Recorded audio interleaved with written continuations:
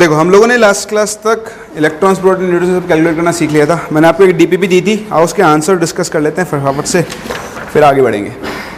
करें शुरू। फर्स्ट का answer B Bombay, second D Delhi, second is D Delhi, third B Bombay, fourth B Bombay, fifth D Delhi, sixth C Calcutta, seventh D Delhi, eighth B Bombay, ninth C and tenth D Delhi. सही है? चलो जी, कोई doubt? 1 to 5। Second, four containers of 2 liter capacity contains dinitrogen as described below. Which one contains maximum number of molecules under similar conditions?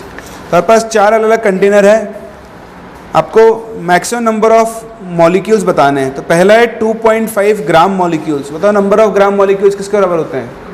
Moles. Option A में तो है आपके पास 2.5 मोल N2। तो अगर आपको नंबर ऑफ मॉलिक्यूल्स निकालने हैं तो N2 Na कर दो। ठीक है। सेकेंड है 4 ग्राम एटम ऑफ नाइट्रोजन। बताओ 4 ग्राम एटम का नाइट्रोजन का मतलब क्या हुआ? 4 मोल एटम्स ऑफ नाइट्रोजन। ध्यान देना इस चीज़ के ऊपर, 4 ग्राम एटम्स है ना, तो नंबर ऑफ एटम्स ही तो बता रहा था आपको। तो ये 4 मोल एटम्स ऑफ नाइट्रोजन होंगे, मतलब आपके पास 4 Na एटम्स ऑफ नाइट्रोजन होंगे। इसका मतलब 2 Na क्या होंगे? N2 मॉलिक्यूल्स होंगे। सही है? Option number C 3.01 into 10⁻24 nitrogen atoms हैं। तो इसको डिवाइड कर दो Na 6.02 इंटू 10⁻23 से, तो 5 Na, सॉरी आपको मिल गए। इतना भी क्यों करते हैं, छोड़ो ना, ऐसे लिख लो। देखो मैं इसको ध्यान से देखो आप, तो इस वैल्यू को मैं 5 Na लिख सकता हूँ। तो ये 5 Na नाइट्रोजन एटम्स हैं। बताओ 5 Na नाइट्रोजन एटम्स का मतलब कितना हो गया? 2.5 Na नाइट्रोजन मॉलिक्यूल्स लिख सकता हूँ। Last case 84 gram nitrogen, 84 divided by nitrogen का मोलर मास होता है 28 है। हाँ, डाई नाइट्रोजन N2 हुई ना, मतलब तो डिवाइड बाय 28 कर दिया, 3 टाइम्स गया 3 मोल। बताओ 3 मोल का मतलब कितना हो गया? 3 Na नाइट्रोजन मॉलिक्यूल्स। देखो 2.5, 2.5, 2 सबसे ज़्यादा कहाँ पर आ रहा है? ऑप्शन नंबर डी में। कर लोगे?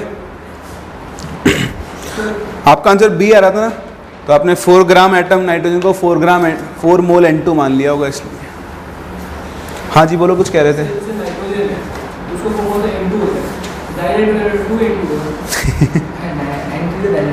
N2 is dinitrogen. डाई मतलब 2, नाइट्रोजन खाली नाइट्रोजन N भी तो बोल सकते हो आप, डाइऑक्सीजन भी बोलते हैं कई। प्रॉपर इज डाइऑक्सीजन, चलते फिरते फॉर्म में ऑक्सीजन बोल लेते। अप टू 10th और भी डाउट?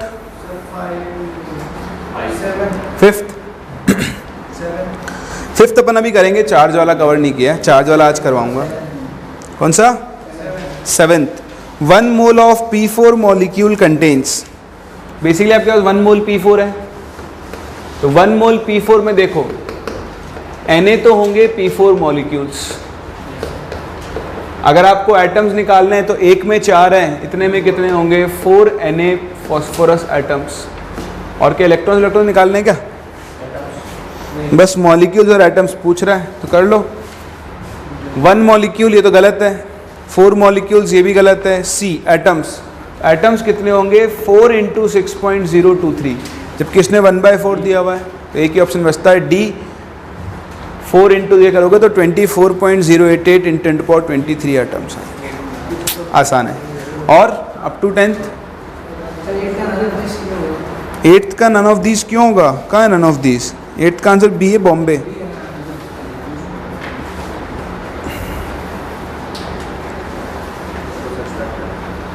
डन? और कोई डाउट नहीं है? चलो आगे बढ़े। तो देखो लास्ट क्लास हम लोगों ने बात की थी कि कैसे हम एक गिवन मॉलिक्यूल के अंदर नंबर ऑफ इलेक्ट्रॉन्स, प्रोटॉन्स और न्यूट्रॉन्स कैलकुलेट करते हैं। ठीक है, आज हम लोग बढ़ते हैं आगे और बात करते हैं कुछ और टाइप और वैरायटी ऑफ क्वेश्चंस की इसी के ऊपर। ठीक है, फिर हम अपने बेसिक मोल के कैलकुलेशन को ख़त्म करेंगे और आगे मूव करेंगे। तो चलो एक और क्वेश्चन मैं आपसे डिस्कस करता हूँ। लास्ट क्लास मैंने आपको सिखाया था कि कंपाउंड का मास दिया हो तो नंबर ऑफ इलेक्ट्रॉन्स, प्रोटॉन्स कैसे निकालते हैं। अरे अपन उल्टा करते हैं, मैं आपको एक कंपाउंड के अंदर नंबर ऑफ इलेक्ट्रॉन्स दे देता हूँ, आपको उसके अंदर उसका मास कैलकुलेट करना होगा। फॉर एग्जाम्पल एक छोटा सा question, right, calculate the mass of CO gas containing 20 Na electrons. 20 Na electrons है इस गैस के अंदर, आपको इसका मास बताना है। चलो देखो कैसे करेंगे। आपके पास 20 Na इलेक्ट्रॉन्स हैं। देखो 20 Na इलेक्ट्रॉन्स का मतलब कितना हो गया, आपके पास 20 मोल इलेक्ट्रॉन्स हैं। तो आप पहले एक CO मॉलिक्यूल की बात करो, बताओ एक CO मॉलिक्यूल में टोटल 14 इलेक्ट्रॉन्स मिलेंगे, 6 कार्बन से और 8 आएंगे ऑक्सीजन से। तो बताओ 1 मोल CO में कितने इलेक्ट्रॉन्स होंगे, 14 मोल इलेक्ट्रॉन्स होंगे। तो अगर 14 मोल इलेक्ट्रॉन्स 1 मोल CO के बराबर है तो बताओ 20 मोल इलेक्ट्रॉन्स कितने के बराबर होंगे, 1/14 into 20, that would be 10/7 mole CO होगा। आपको इसका क्या निकालना है, मास। बताओ मोल से मास निकालने के लिए क्या करते हैं, तो 10/7 इंटू 28, आंसर कितना आ जाएगा, 40 ग्राम्स। सिंपल था, फिर भी गलत आंसर आया। सही है, मतलब कुछ लोगों का गलत आया ना, इसलिए। बताओ कर लोगे ऐसे क्वेश्चंस, आगे बढ़ूं या और क्वेश्चन करना है ऐसा। चलो एक क्वेश्चन और कर लेते हैं छोटा सा, है ना, इन पर ना छोटे छोटे क्वेश्चन ही बनते हैं। देखो question is this, calculate the number of neutrons in 54 ml water at 273 kelvin and 180, या ऐसा कहते हैं 27 डिग्री सेल्सियस देता हूँ एंड 180।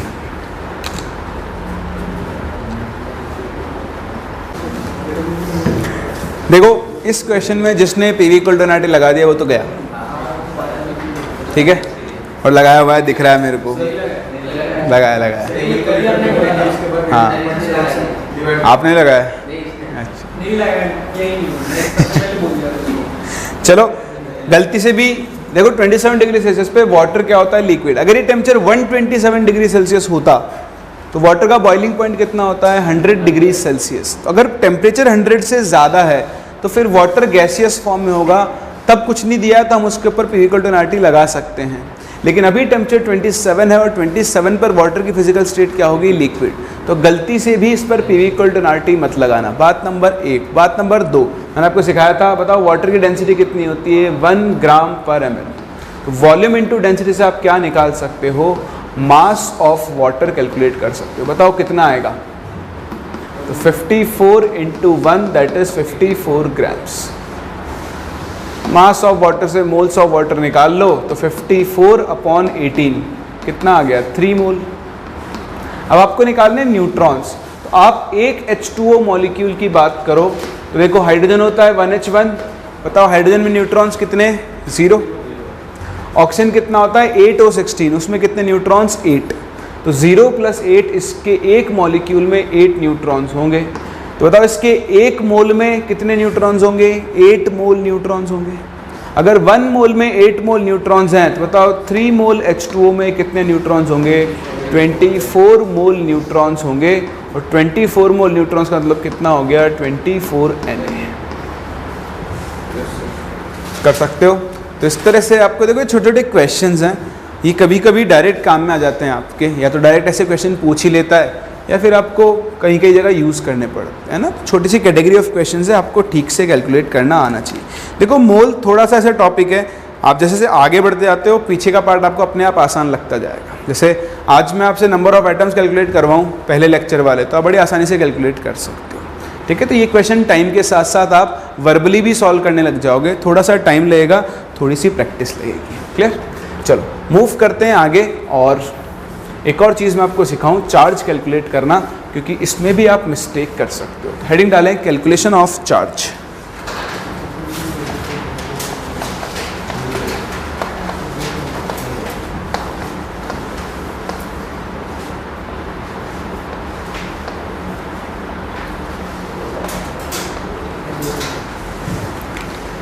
ठीक,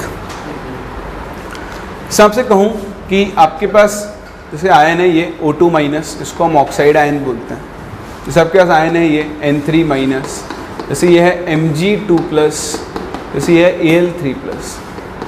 मैं आपसे बोलूँ बताओ एल्यूमिनियम पे चार्ज कितना है, तो आप क्या बोलोगे? 3 प्लस। मैं आपसे बोलूँ इस पे चार्ज कितना है? 3 माइनस। लेकिन एक्चुअली इसके ऊपर चार्ज 3 प्लस नहीं है, इसके ऊपर जो चार्ज है वो 3 इलेक्ट्रॉन के बराबर चार्ज है। इसके बराबर चार्ज है 3 इलेक्ट्रॉन। बताओ Al3 प्लस कब बना होगा? जब इस एल्यूमिनियम ने 3 इलेक्ट्रॉन क्या किए होंगे? लूज किए होंगे। तो इसके ऊपर जो चार्ज आया वो 3 इलेक्ट्रॉन्स के लूज होने की वजह से आया। एक्चुअली क्या होता है, हम इलेक्ट्रॉन के चार्ज को -1 बोलते हैं, वो रिलेटिव चार्ज होता है। आपको तो पता ही है प्रोटॉन इलेक्ट्रॉन दोनों का चार्ज सेम होता है। प्रोटॉन का होता है प्लस, इलेक्ट्रॉन का क्या होता है? माइनस।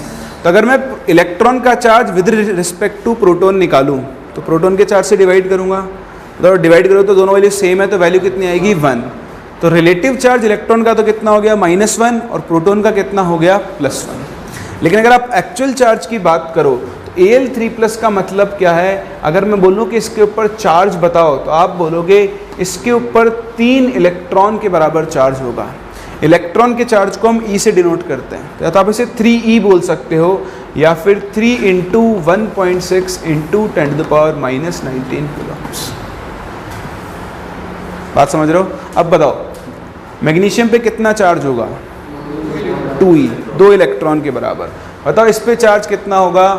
3E, अगेन 3 इलेक्ट्रॉन के बराबर। हम मैग्नीट्यूड ऑफ चार्ज की बात कर रहे हैं। बताओ इस पे चार्ज कितना होगा? 2। तो कभी किसी क्वेश्चन में किसी स्पीसी पे चार्ज पूछ ले तो आपको अपना आंसर इस तरह से कॉलम के अंदर देना है। कर सकते हो? तो देखो इसी के ऊपर एक छोटा सा क्वेश्चन करते हैं। जैसे मैं आपसे कहूँ कि एक छोटा सा question, calculate the charge on 9.5 gram PO4 3-। 9.5 gram PO4 3- पे आपको चार्ज बताना है। बताओ कितना होगा? फटाफट से बताओ, वर्बली बताओ। आप अपना आंसर E के टर्म्स में दे सकते हो। E मतलब इलेक्ट्रॉन का चार्ज, फिर इसको लास्ट में बदल लेंगे अपन।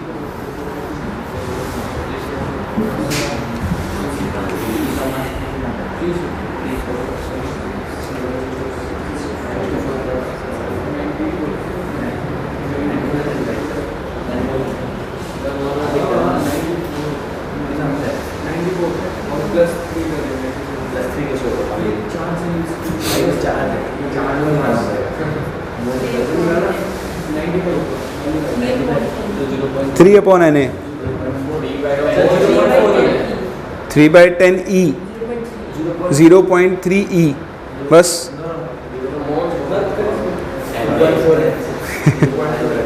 लगाओ दिमाग लगाओ। 2.4 NA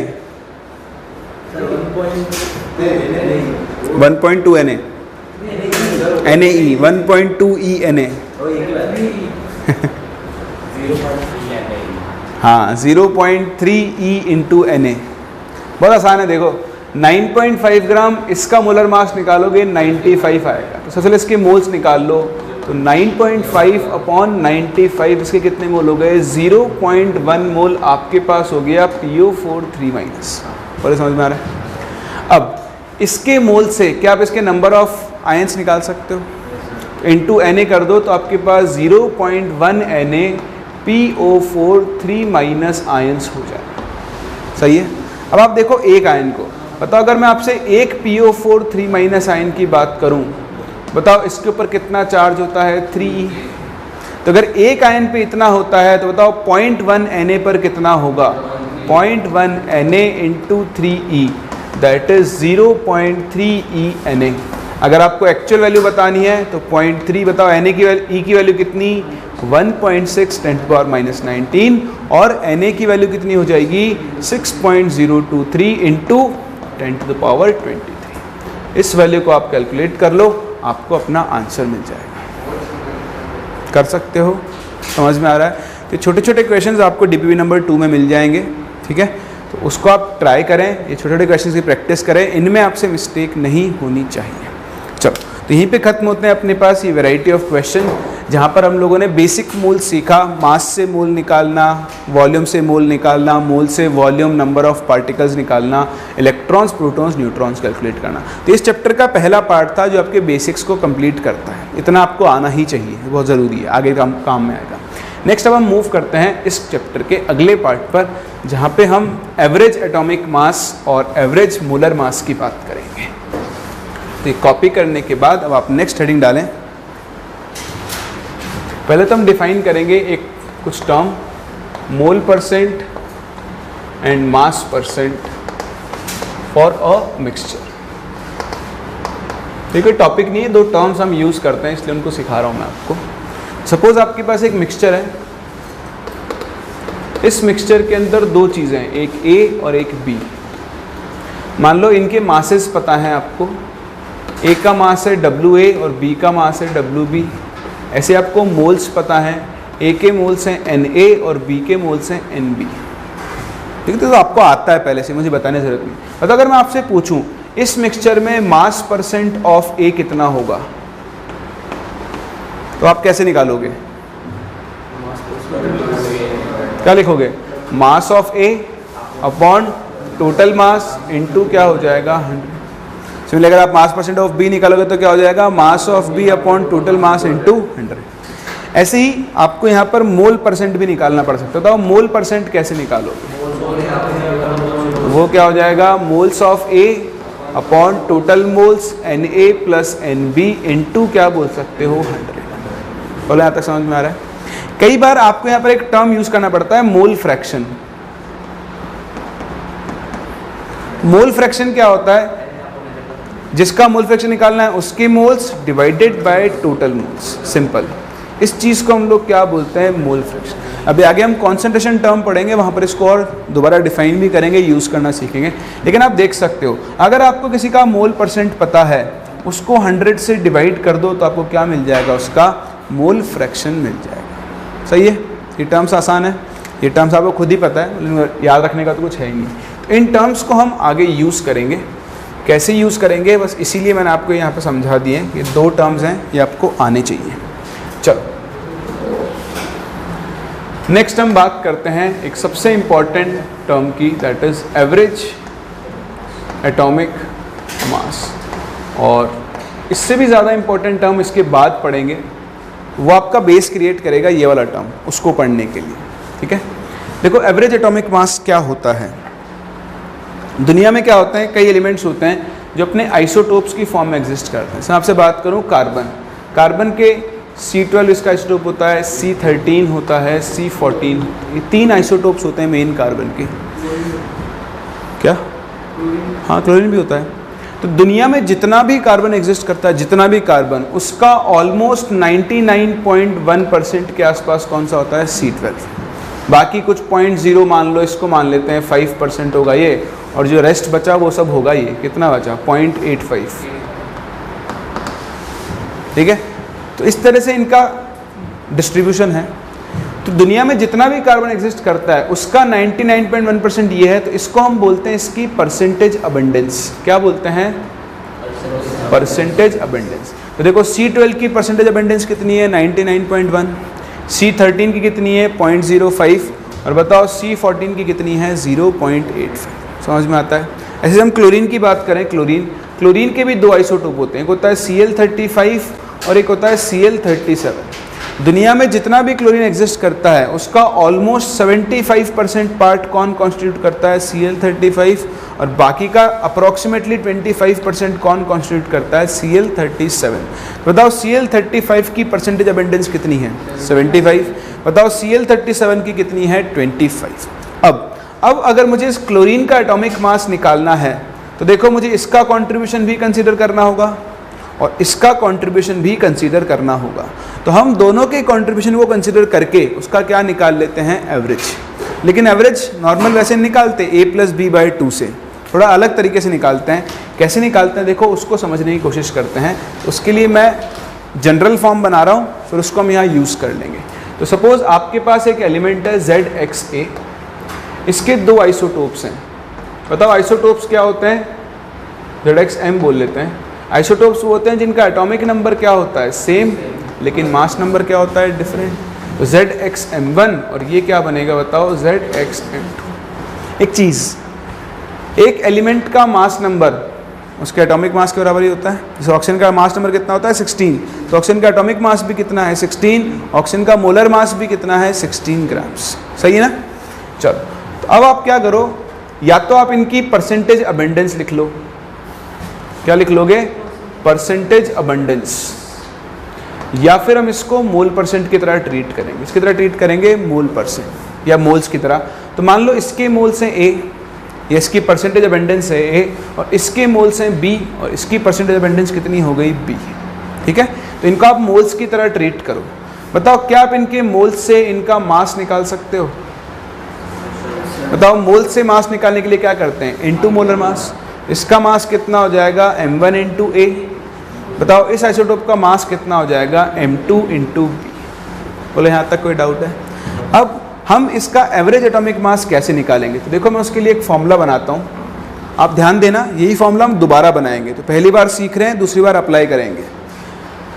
बताओ एक सिंगल सब्सटेंस के लिए, फॉर अ सिंगल सब्सटेंस, अगर मैं नंबर ऑफ मोल्स कैलकुलेट करने चलूं तो नंबर ऑफ मोल्स का फॉर्मूला क्या होता है? उस सब्सटेंस का mass, mass of substance divided by उसका मोलर मास। सही है? अगर मैं यहां से इसका मोलर मास निकालने चलूं, बताओ उसका फॉर्मूला क्या बनेगा? Mass of that particular substance divided bye moles of substance.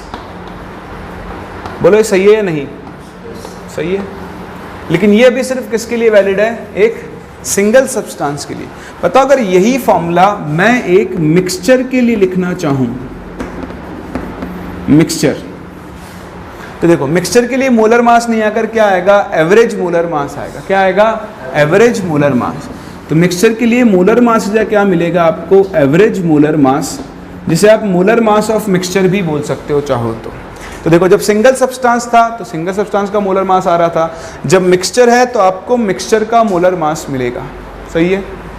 This should be equal to, बताओ यहाँ किसका मास काम में आना चाहिए? ये फॉर्मूला क्या बन जाएगा? अब देखो जब सिंगल सब्सटेंस था तो हमने बोला मास of substance upon moles of substance. जब आप मिक्सचर के लिए बात कर रहे हो तो बताओ मास भी किसका यूज करोगे? तो फॉर्मूला क्या बनेगा? Mass of mixture divided by total moles of mixture. ठीक है, यहाँ पे भी टोटल टर्म ऐड कर देना। तो देखो किसी भी मिक्सचर के लिए एवरेज एटॉमिक मास या एवरेज मोलर मास का फॉर्मूला क्या बन जाएगा? W total upon N total, that is total mass of mixture divided by total moles of mixture. बोलो बनेगा नहीं बनेगा? बनेगा। तो इसी फॉर्मूले को आप यहाँ अप्लाई करो। ये रहा इसका मास, ये रहा इसका मास, ये रहे इसके मोल्स, ये रहे इसके मोल्स। तो अगर मैं फॉर्मूले में वैल्यू रख दूं तो यहाँ से एवरेज एटॉमिक मास का फॉर्मूला क्या बनेगा? m1a plus m2b upon a plus b। तो आपको किसी भी आइसोटोपिक मिक्सचर के लिए सिंपल सा ये फॉर्मूला याद रखना है कि अगर आपको उसकी परसेंटेज पता है, m1 इंटू इसका परसेंट प्लस m2 इंटू इसका परसेंट अपॉन क्या हो जाएगा? Total percent. अच्छा तो यहाँ 3 आइसोटोप होते तो फॉर्मूले में क्या चेंज आता? m1a plus M2B plus M3C upon A plus B plus. बात समझ में आ रही है? कर सकते हो? चलो, तो अब देखो, ये रहा क्लोरीन। मुझे क्लोरीन का एवरेज एटॉमिक मास निकालना है। बताओ M एवरेज कैसे निकालूंगा? M1 इंटू A, तो 35 into 75 plus M2 into B 37 into 25 divided by A plus B कितना हो जाएगा? 100। वैल्यू आप कैलकुलेट करोगे कितनी आ जाएगी? 35.5। तो यहाँ से एक थ्योरेटिकल क्वेश्चन बनता है कि अगर कभी भी किसी एलिमेंट का एटॉमिक मास फ्रैक्शनल मिल रहा है, इसका मतलब वो किसकी फॉर्म में एग्जिस्ट कर रहा होगा? अपने आइसोटोप्स की फॉर्म में एग्जिस्ट कर रहा होगा। तो यहाँ पर आप एक स्टेटमेंट भी लिख देना, ये तो हटा रहा हूँ मैं, तो समझाने के लिए था आपके। तो आप यहाँ पर लिखोगे if atomic mass of an element is fractional, it will be, it may exist as a mixture of isotopes। अगर किसी एलिमेंट के एक से ज़्यादा आइसोटोप्स हैं, इन जनरल उसका एटॉमिक मास कैसा मिलेगा आपको? फ्रैक्शनल। रीज़न आपके सामने, क्योंकि उस केस में हम क्या निकालते हैं? इसका एवरेज एटॉमिक मास कैलकुलेट करते हैं। तो आप ये कॉपी करो, फिर इसके ऊपर हम कुछ क्वेश्चंस करते हैं, इससे खेलते हैं कि कैसे इसमें क्या क्या पूछ सकता है और क्या क्या चीज़ें आपको यूज़ करनी है। तो देखो, एक छोटा सा क्वेश्चन, इस फॉर्मूले के वेरिएशन सिखा रहा हूँ मैं आपको। क्वेश्चन इज दिस, लिखो, मैं भी आपके साथ ही लिख रहा हूँ क्वेश्चन, कि boron exist in nature in form of B10 and B11 if atomic mass of boron is 10.8 AMU,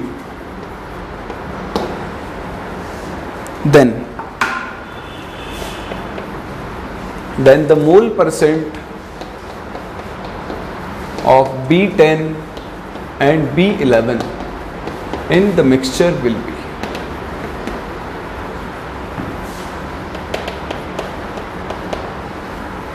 ठीक है, तो आपको इस मिक्सचर में B10 और B11 दोनों का मोल परसेंट कैलकुलेट करना है। एक ट्राई दो, देखते हैं आपसे क्वेश्चन होता है नहीं होता है।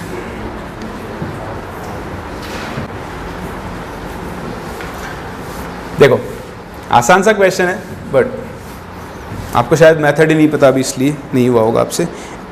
आई थिंक मुझे याद है 80% और 20% आंसर आएगा इसका। B11 आएगा 80% और B10 आएगा 20%। देखो क्या करना है, बहुत आसान होता है। ये आपसे कह रहा है कि बोरोन है और बोरोन का एटॉमिक मास है 10.8 AMU। ठीक है, बोरोन दो आइसोटोप्स की फॉर्म में एग्जिस्ट कर रहा है, एक B10 और एक क्या होगा आपका B11। सही है, तो अगर आपको कभी परसेंटेज निकालना हो तो बहुत आसान होता है। एक के मोल परसेंट को मान लो x, तो सभी जानते हैं, तो दूसरा कितना हो जाएगा अपने आप ही 100 माइनस x, क्योंकि हम परसेंटेज की बात कर रहे हैं, तो ऑब्वियसली टोटल परसेंट को हम कितना मान सकते हैं? 100। बस हो गया। मोल परसेंट को ही मोल्स मान लो। बताओ m एवरेज का फॉर्मूला क्या होता है? m1 into a, m1 into a कितना हो गया? 10 into x plus m2 into b 11 into 100 minus x upon total moles कितने हो जाएंगे? 100। देखो ये बनेगा, मल्टीप्लाई करोगे 1080 is equal 10x minus 11x, तो ये बचेगा 1100 माइनस x। यहाँ से x के लिए कितनी आ जाएगी? 20। तो देखो x 20, तो B10 तो कितना हो जाएगा? 20% और B11 कितना हो जाएगा? 80%। और वो होना भी चाहिए। एक चीज़ देखो, इसका एवरेज एटॉमिक मास कितना आ रहा है? 10.8। बताओ 10.8 किसके क्लोज वैल्यू है? इसके है ना, तो इसका परसेंटेज क्या आना चाहिए? ज़्यादा। अगर मान लो ये 10.3 होता तो फिर इसका परसेंटेज क्या होता? ज़्यादा होता। तो जिसके क्लोज वैल्यू आएगी उसी का परसेंटेज क्या होगा? हमेशा ज़्यादा होगा। सही है। तो बस इस पे आपको इसी टाइप के क्वेश्चंस मिलेंगे, 2-3 टाइप के क्वेश्चन मैं आपको डीपीपी में दूंगा, तो आप लोग ट्राई करना, नहीं होगा तो फिर अपन लोग उनको डिस्कस करेंगे। इस पे कोई बहुत डिफ़िकल्ट क्वेश्चंस नहीं बनते हैं, लेकिन अब आपने यहाँ जो सीखा इसी का यूज़ आप करोगे अगले टॉपिक में। तो स्टार्ट करो अगले टॉपिक को, हेडिंग डालो, this is very very very important, average molar mass of a gaseous mixture.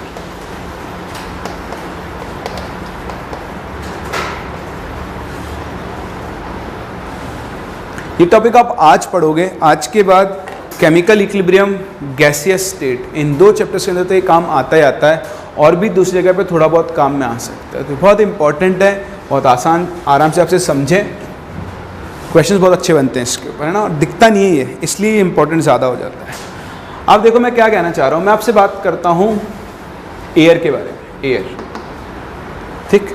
एक चीज़ मैं आपको बता दूँ, ये जो चीज़ आप सीख रहे हो ये किसी भी होमोजीनियस मिक्सचर के लिए एप्लीकेबल होती है। किसके लिए? होमोजीनियस। होमोजीनियस मिक्सचर समझते हो? जो दिखने में क्या होता है, हर जगह से क्या होता है, सेम, जिसका एक यूनिफॉर्म कॉम्पोजिशन होता है। अब ये जो फॉर्मूला सीखोगे ये आप एक गैसियस मिक्सचर पे भी अप्लाई कर सकते हो, कभी कभी इसको अलॉयज़ के ऊपर भी अप्लाई करते हैं। किसके ऊपर अप्लाई कर सकते हैं? अलॉयज़ के ऊपर, ठीक। खैर, तो आपको ये चीज़ पता है क्या कि अगर हम 2 गैसेस को मिक्स करें तो हमेशा होमोजीनियस मिक्सचर बनता है। हमेशा ध्यान रखना, अगर आप 2 या 2 से ज़्यादा गैसेस को मिक्स करोगे तो हमेशा कैसा मिक्सचर बनेगा? एक होमोजीनियस मिक्सचर बनेगा। फॉर एग्जांपल एयर, बताओ एयर में कौन कौन सी गैसेस होती हैं? O2, N2 और CO2 और CO और SO2 और SO3, देते जाओ आप, नाम बोलते जाओ, सारी गैसें होंगी, Cl2, H2, हीलियम, सब होंगी। होती है नहीं होती है? एयर एक मिक्सचर है। अच्छा बताओ, अगर मैं एयर का मोलर मास लिखना चाहूँ तो बताओ क्या वो O2 के मोलर मास के बराबर होगा? हाँ या ना में जवाब दो। नहीं। क्या वो N2 के मोलर मास के बराबर होगा? क्या वो CO2 के मोलर मास के बराबर होगा? नहीं। किसके बराबर होगा? हाँ, आपको क्या करना पड़ेगा? सबका कंट्रीब्यूशन निकालना पड़ेगा। इसके मोलर मास में इसका, इसका, इसका, इसका, इन सबका कंट्रीब्यूशन निकाल के जब आप उसकी एवरेज वैल्यू निकालोगे तो उसे हम क्या बोलेंगे? एयर का एवरेज मोलर मास बोलेंगे। बात समझ में आ रही है? तो सबसे पहले तो ये सीखो कि क्या ज़रूरत पड़ी है एवरेज मोलर मास को डिफाइन करने की। तो देखो, एयर जो है वो खुद एक सिंगल सब्सटेंस की तरह काम करती है। आप यहाँ की एयर ले लो, यहाँ की ले लो, यहाँ की ले लो, सारी तरफ की एयर क्या है आपकी? सेम है। तो एयर खुद एक सिंगल सब्सटेंस की तरह काम करती है, तो हमें इसका अलग से मोलर मास डिफाइन करना होगा, जिसे हम किस तरीके से डिफाइन करेंगे? Average molar mass. तो जब भी कभी एक होमोजीनियस मिक्सचर बनता है उसके लिए हम हमेशा कौन सा मोलर मास डिफाइन करेंगे? एवरेज मोलर मास डिफाइन करेंगे। और बताओ, इस एवरेज मोलर मास का फॉर्मूला क्या होगा? अभी थोड़ी देर पहले आपने डिराइव किया था, पेज पलट के देखो। एम मिक्सचर बोल लो या एम एवरेज बोल लो, मैंने आपको एक फॉर्मूला सिखाया था, क्या होता है? टोटल मास ऑफ मिक्सचर, सीखा था ना, डिवाइडेड बाय क्या होगा बताओ? Total moles of mixture. यानी फॉर्मूले को आप W total upon N total की फॉर्म में याद करो। अगर आपको मिक्सचर का मास दिया है और आपको उसके टोटल मोल्स पता है तो एक तो आप इस तरीके से क्या निकाल सकते हो? उसका एवरेज मोलर मास। तो पहला फॉर्मूला हुआ ये। दूसरा फॉर्मूला कुछ आप ऐसे भी कर सकते हो, सपोज आपके पास एक गैसियस मिक्सचर है, उस गैसियस मिक्सचर में सपोज अभी 2 गैसेस है, गैस 1 और गैस 2, ठीक है। मुझे इन दोनों गैसेस का मोलर मास पता है, इसका मोलर मास है M1, इसका मोलर मास है M2। मान लो इन गैसेस के मोल्स हैं N1 एंड N2 रेस्पेक्टिवली, इसके मोल्स N1, इसके मोल्स N2, सही है। बताओ, ये रहा इनका मोल्स, ये है इनका मोलर मास। बताओ, क्या आप मोल्स और मोलर मास से इन गैसेस के मास निकाल सकते हो? बताओ, इस गैस का मास कितना होगा? M1 N1। बताओ, इस गैस का मास कितना होगा? M2 N2 होगा। तो अगर आपको दोनों के मास मोल्स पता है, आप यहाँ से M मिक्सचर का यानी M एवरेज का एक और फॉर्मूला बना सकते हो। टोटल मास, बताओ टोटल मास कितना होगा? M1 N1 plus M2 N2 upon total moles कितने होंगे? N1 प्लस, देखो सेम फॉर्मूला आ गया। पहले क्या पढ़ा था आपने? M1A plus M2B upon A plus B। वहाँ पर भी A और B क्या थे? मोल्स। यहाँ पर ए और बी की जगह क्या आ चुका है आपका N1 N2 आ चुका है। तो अब अगर आपके पास कोई भी गैसियस मिक्सचर है और आपको उसका मोलर मास कैलकुलेट करना है, एवरेज मोलर मास, तो फॉर्मूला क्या बनेगा, M1N1 plus M2N2 upon N1 plus N2। बताओ यहाँ 3 गैसेस होती तो M1N1 M2N2 plus M3N3 upon N1 plus N2 plus N3 हो सकता था।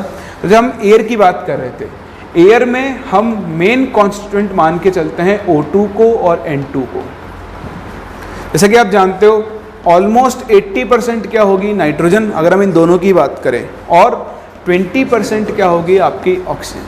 तो अगर आप यहाँ से average molar mass of air निकालो तो बताओ क्या बनेगा, M1N1 तो 32 इंटू इसका मोल परसेंट कितना हो गया 20 है ना, plus M2N2 28 into 80 divided by क्या लिख सकते हो आप 100।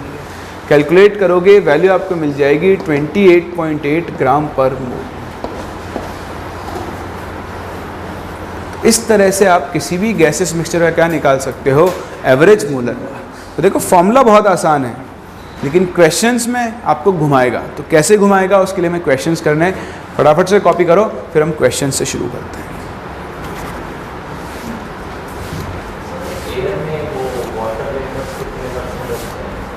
कितने परसेंट होते हैं वो आप डायरेक्ट नहीं बता सकते कि एयर में कितना परसेंट वाटर वेपर, क्या, हाँ सबसे ज़्यादा नाइट्रोजन होता है 78%, उसके बाद ऑक्सीजन होता है 21%, फिर बाकी जो 1% बची वो बाकी सारी गैसेज होती है। एयर में कितना मॉइस्चर होता है वो हम ह्यूमिडिटी से बताते हैं। तो अपन अभी अपन ने माना है सिर्फ N2 और O2 है, एग्जैक्ट निकालोगे तो आपको सबका कॉम्पोजिशन देना होगा, उसके बाद ही अपन बात कर सकते हैं। हो गया, करें क्वेश्चन से शुरू। चलो सबसे पहले आपके लिए एक बहुत सिंपल सा क्वेश्चन, उसमें फॉर्मूला यूज करना है। What you have to do is you have to calculate average molar mass of mixture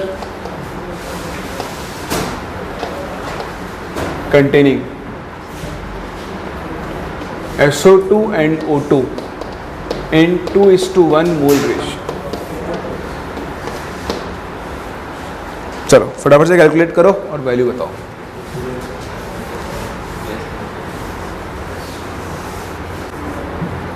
तो देखो सिंपल सा क्वेश्चन है, आपको SO2 O2 का मिक्सचर दिया है और दोनों 2:1 मोल रेशियो में, कुछ नहीं करना, फॉर्मूला लगाओ M1N1 तो देखो 64 into 2 plus M2N2 that is 32 into 1 upon N1 plus N2 3, तो 128 प्लस 32 160/3, तो बस यही आपका आंसर है। चलो अगला question, calculate M average of a mixture containing O3 and O2 in 2:1 mass ratio। कृपया क्वेश्चन को थोड़ा ध्यान से पढ़ें। कैसे होगा, इंटू कर देंगे, क्या बनेगा उससे, मोल रेशियो बन जाएगा उससे। मोल कैसे आ जाएगा मल्टीप्लाई करने पर, नहीं आएगा ना, तो उससे जैसे बता रहे हैं उस तरीके से थोड़ी ना आएगा। वही सिंपल है, ये आपको क्या दिया हुआ है मास रेशियो, तो पहले आपको मास रेशियो को किस में बदलना चाहिए, मोल रेशियो में। वो कैसे बदलेंगे वही तो पूछना है मुझे। हाँ भाई, हाँ डिवाइड बाय, हाँ मास नहीं मोलर मास। देखो कभी भी आपको किसी क्वेश्चन में मास रेशियो दिया हो, ठीक, तो मास रेशियो कितना दिया हो बताओ, 2:1 किसका, O3 और O2 का। तो आप इस रेशियो को बदल लो मोल रेशियो में। आपको उसके लिए कुछ एक्स्ट्रा नहीं करना है, दोनों को इनके मोलर मास से डिवाइड कर दो, तो 2/48 16 3 48 एंड 1/32। देखो 16 2 32 16 3 ज़ा 48, तो ये बनेगा 2/3:1/2। अब इतने समझदार तो आप हो, 6 एलसीएम लोगे तो ये कितना बन जाएगा 4:3। अब निकाल लो एम एवरेज। बताओ एम एवरेज का फॉर्मूला क्या बनेगा? m1 n1 तो 48 × 4 plus m2 n2 32 × 3 upon n1 plus n2 4 + 3। कर सकते हैं? कोई डाउट? समझ में आ रहा है? चलो, तो इस तरह से आप यहाँ से एम एवरेज कैलकुलेट कर सकते हो। हाँ, वो जितना भी आना है, कैलकुलेशन तो आप कर ही लोगे। चलो जी, अगला क्वेश्चन। क्या कह रहे हो? अच्छा, आप वही बोल रहे थे क्या? वो नहीं बोल रहे थे आप, वो आप कुछ और बोल रहे थे। आप बोल रहे थे इन दोनों को मोलर मास से मल्टीप्लाई करो। आपने ही तो बोला था कि 2 को मल्टीप्लाई कर दो 48 से और 1 को मल्टीप्लाई कर दो 32 से, तो गए ना आप तो खड्डे में। तो फिर सब बराबर थोड़ी होता है, हैं? सोचो आपके पास 5 करोड़ रुपए हैं, आपसे कोई बोले इनको डबल कर दूं, तो आप बोले नहीं नहीं 2 से डिवाइड कर दे, एक ही बात है ना? ऐसा थोड़ी होता है, एक ही बार होगा वो तो। मान लो भगवान आ गया आपके सामने, मांग वत्स क्या मांगता है, तो उस टाइम ने डिवाइड करके दिक्कत हो जाएगी ना आपको। चलो खैर, ये तो मजाक की बात है। अगला क्वेश्चन करते हैं। अगला क्वेश्चन लिखें आप। Question is calculate the composition. यहाँ से आप एक बहुत काम की चीज़ सीखोगे, उसको आप एज ए टूल याद रखना। Calculate the composition of a gaseous mixture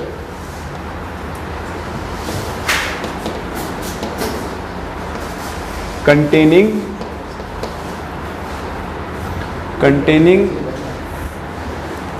O2 and NO2 होना चाहिए। अगर मैं आपको वैल्यूज कंफर्म कर देता हूँ, containing NO and NO2 whose average molar mass is 38। ठीक है? हाँ जी, ये आपको सॉल्व करना है। दिमाग लगाएं। आपने इससे पहले क्वेश्चन किया था और एटॉमिक मास में वहाँ मोल परसेंट निकालना था। कंपोजिशन का मतलब है आपको मोल परसेंट निकालना है दोनों का, कि दोनों का कितना मोल परसेंट होगा। कंपोजिशन में मोल परसेंट भी आ सकता है, मास परसेंट भी आ सकता है। अभी कुछ नहीं बोला है तो हम मोलर कंपोजिशन की बात कर रहे हैं। आप चाहो तो यहाँ लिख दो ऊपर, कैलकुलेट द मोलर कंपोजिशन। अगर उसको मास परसेंट पूछना है तो आपको अलग से बताएगा कि मास परसेंट निकालो। ठीक है? तो आप अभी मोल परसेंट निकालो पहले, फिर मैं आपको उससे मास परसेंट भी निकालना सिखाऊंगा। क्या एटॉमिक मास? हाँ 14 होता है। तो आने वालों का आंसर आ गया है 1:4। क्या मोल रेशियो? परसेंटेज बताना है आपको। 1:1 आएगा, 50-50 आएगा, 50%। देखो बहुत आसान है। आपके पास एक मिक्सचर है which contains both gases NO and NO2। इस मिक्सचर का आपको एवरेज मोलर मास दिया है 38। तो आपको मोल परसेंट निकालना है। तो ऐसा करो, इसके मोल्स मान लो x, बताओ इसके मोल्स कितने हो जाएंगे 100 - x, और लगा दो एवरेज मोलर मास का फॉर्मूला। फॉर्मूला क्या बनेगा? 38 = m1 × a, 16 + 14 30 plus m2 × b 46 × 100 - x upon total कितना आ जाएगा 100। यहाँ से आप कैलकुलेट करोगे x की वैल्यू आ जाएगी 50। यानी इस मिक्सचर में 50% NO है और बाकी का 50% कौन है? NO2 है। अब सीखो काम की चीज़। काम की चीज़ क्या है? आप ध्यान से देखो, NO का मोलर मास होता है 30, इसका होता है 46। अगर आप 30 और 46 की एवरेज वैल्यू निकालो तो देखो 76/2 किसके इक्वल आता है? 38। तो काम की चीज़, अगर किसी मिक्सचर का एवरेज मोलर मास दोनों गैसेस के मोलर मास के एवरेज के बराबर ही आ रहा है, तो मतलब वो दोनों गैसेस हमेशा कितने रेशियो में प्रेजेंट होगी? 50-50%, यानी 1:1 के मोल रेशियो में। तो आप इसको चाहो तो ऐसे टूल बना लो, टूल बना के लिख लो, tool if M mixture is equals to average of molar masses of gases, then both the gases will be present in 50% amount.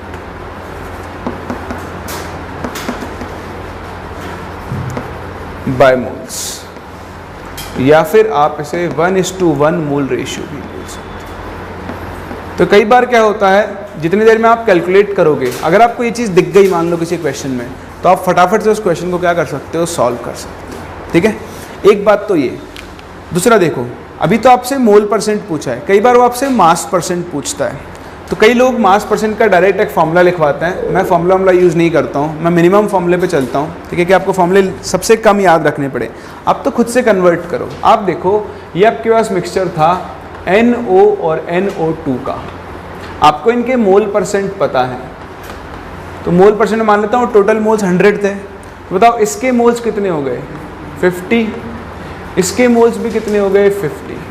या आप रेशियो में खेल लो, 1:1 में खेल लो, इसका 1 मोल और इसका भी 1 मोल कर सकता हूँ ना, रेशियो में ले लो, जैसे आपकी इच्छा हो कर लेना, कोई फर्क नहीं पड़ेगा। अब बताओ, क्या आप इसके मोल से इसका मास निकाल सकते हो, कितना, 1 × मोलर मास 30 ग्राम।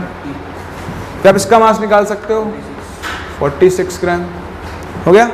अब बताओ किसका मास परसेंट निकालना है, NO का निकालना है। लो NO का निकाल देते हैं। बताओ NO का मास परसेंट कैसे निकालेंगे, NO का mass upon total mass into 100। समझ में आ रहा है। तो पहले मोल परसेंट निकाल लो, मोल परसेंट से आप डायरेक्ट क्या निकाल सकते हो, मास परसेंट निकाल सकते हो। या फिर एक और तरीका होता है मास परसेंट निकालने का, वो मैं आपको क्वेश्चन के थ्रू करवाता हूँ। तो आओ एक और क्वेश्चन करते हैं इसी के ऊपर और देखते हैं आप मास परसेंट कैसे कैलकुलेट कर सकते हो।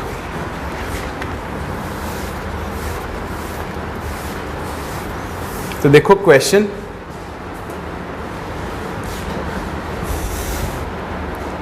ये आज का अपना लास्ट क्वेश्चन है।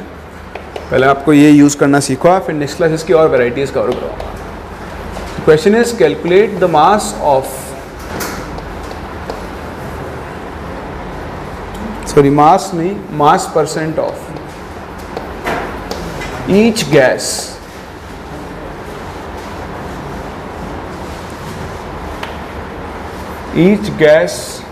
in a mixture containing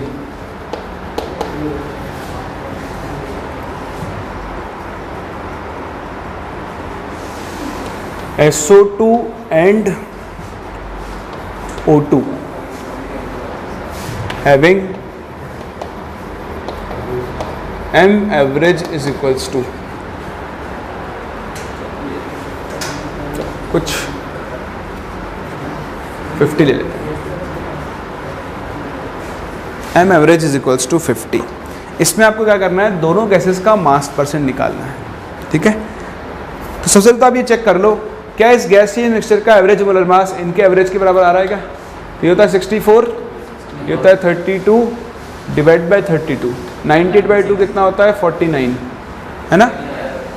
नहीं आ रहा ना एवरेज, तो इक्वल एवरेज तो नहीं आ रहा, तो फिर अपन 50-50 तो बोल ही नहीं सकते। सही ना मेरी कैलकुलेशन, आसपास तो होगा पर एग्जैक्ट 50 नहीं है, तो अपन वैसे बात ही नहीं करेंगे। अब आप क्या करो, आपको मिक्सचर का एवरेज मोलर मास पता है 50। ठीक, आप क्या कर लो, इसमें दो गैसें हैं, एक SO2 है और एक कौन है, O2 है। तो एक तरीका तो क्या है कि आप पहले इनके मोल परसेंट निकालो। मोल परसेंट दोनों के मोल्स आएंगे, जैसे हमने वहाँ किया था। मोल्स को मोलर मास से मल्टीप्लाई करोगे, मास आएगा, और फिर आप उससे क्या निकाल सकते हो, मास परसेंट। या एक और छोटा सा तरीका, आप मान लो let total mass be 100 gram. Mixture का टोटल मास 100 ग्राम मान लेता हूँ, क्योंकि मुझे परसेंटेज निकालना है। मान लो इसका मास है x ग्राम, तो बताओ इसका मास कितना होगा, 100 माइनस x ग्राम होगा। सही है। अब आप क्या करो, या तो फॉर्मूला लगा लो m1n1 plus m2n2 upon n1 plus n2, या फिर मैंने आपको शुरू में एक फॉर्मूला सिखाया था, याद हो तो, W total upon n total, total mass of mixture upon total moles of mixture. तो देखो एवरेज मोलर मास कितना दिया हुआ है आपको 50, बताओ टोटल मास कितना माना आपने 100 डिवाइड बाय टोटल मोल्स क्या होंगे इसके मोल्स, तो इसके मोल्स हो गए x/64 प्लस बताओ इसके मोल्स कितने हो गए 100 माइनस x/32। तो यहाँ से आपको डायरेक्टली क्या मिल जाएगा x, कर सकते हो, थोड़ा सा कैलकुलेटिव है लेकिन डायरेक्ट आंसर मिलेगा। या फिर नॉर्मल तरीके से कर लो, पहले मोल परसेंट से दोनों के मोल्स निकाल लो, मोल्स इंटू इसका मोलर मास इसका मास, मोल्स इंटू मोलर मास इसका मास, जिसका मास परसेंट निकालना है उसका mass divide by total mass into 100। समझ रहे हो बात को? तो दोनों में से किसी भी मेथड से कर लो, आंसर आपको क्या मिलने वाला है सेम। तो आप चाहो तो इसे कैटेगराइज कर सकते हो, कभी भी आपको मास परसेंट निकालना हो तो आप ये फॉर्मूला यूज़ करो W total upon N total, थोड़ा जल्दी आंसर आएगा, कैलकुलेशन तो होगी इसमें। अगर आपको मोल परसेंट निकालना हो तो M1N1 plus M2N2 upon N1 plus N2 से कैलकुलेट कर सकते हो। बोलो कर लोगे? ठीक, तो बाकी काम आपको अपनी DPP नंबर 2 से करना है जो आपको मिल जाएगी भी, ठीक है। उसके अंदर क्वेश्चंस होंगे सारी वैरायटीज़ के, आप उनको ट्राई करें, नेक्स्ट क्लास हम उनको डिस्कस करेंगे और फिर यहाँ से आगे कंटिन्यू करेंगे।